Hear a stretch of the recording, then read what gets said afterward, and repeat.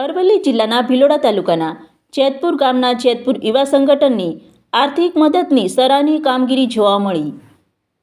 તારીખ 16/11/2025 રવિવારના રોજ અરવલ્લી જિલ્લાના ભિલોડા તાલુકાના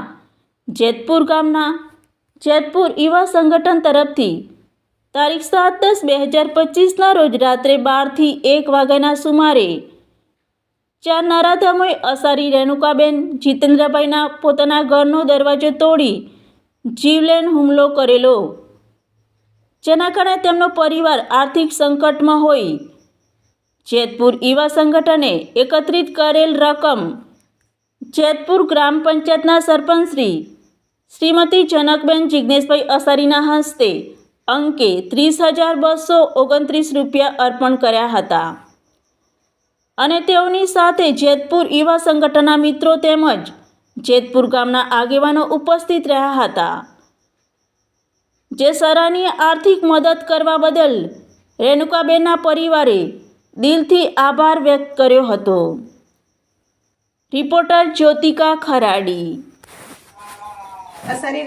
રેણુકાબેનનું રાત્રે 7/10/2025ના રોજ રાત્રે 2 વાગ્યાની આસપાસ જે 4 થી 5 લોકો આવીને દરવાજો તોડી અને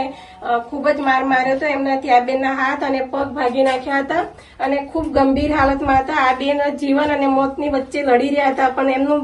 નસીબ સારું કે અત્યારે એ જીવિત છે આપણી સામે, પણ એના એક હાથ અને એક પગ બિલકુલ કામ નથી કરતો અને તેના દ્વારા આ ઘર ખૂબ પડી ભાંગ્યું હતું અને આજે ઘરને પાછું ઊભું થવા માટે જેતપુર યુવા સંગઠન દ્વારા 30,229 રૂપિયા એમને સહાય પેટે આપવા માટે